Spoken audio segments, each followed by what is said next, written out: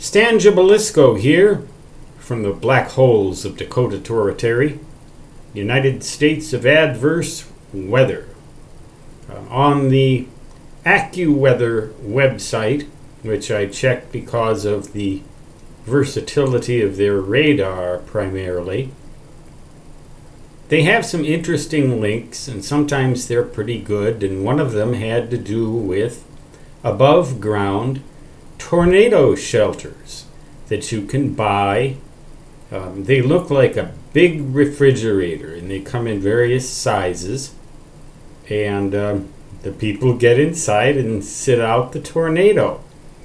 Presumably the mass keeps the thing from blowing away, and the thickness and strength of the metal that make up the exterior prevent damage from flying debris, etc., etc. And they've been tested for a moving air speed of up to 450 miles an hour, which is more than any tornado ever observed on this planet so far. I remember when I was a kid, we built a fallout shelter because of, as in the aftermath of the Cuban Missile Crisis, and an entire culture was developed around those shelters and the provisions you would need to survive in them for extended periods of time. Basically, they were reinforced concrete with reinforced concrete roofs, and we had one. That was where WA0 Ocean Kilo Victor amateur radio station radio equipment resided for quite some time when I was a kid in high school and middle school. We had a lot of tornado warnings in Rochester, Minnesota, and we ran down and got in that fallout shelter, which actually was a pretty good tornado shelter. The whole house could have fallen down around it, and we would have been all right. There's just one problem that you have to think about, and most people don't until it's too late.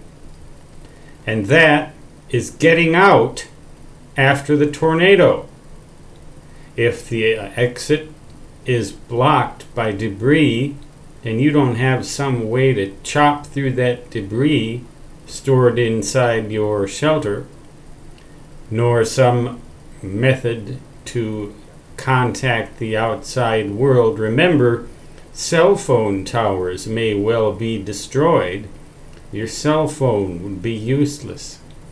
Ham radio, though, would be perfectly all right. A handheld 2-meter or 440 megahertz ham radio unit would have worked just fine. And so that would have been enabled us to call for help so that people could get us out. That is something you don't think about very often, and I'm sure that with these shelters, ventilation and everything have been considered. But have they considered having at least 2 different exits to escape from once the thing has blown by, and assuming that the worst has happened? It makes sense to plan for all contingencies, but rarely do we do that. I wonder if they have. Go to the website. I think I will try to find that link and put it in the description of this video. Otherwise, you can Google on the phrase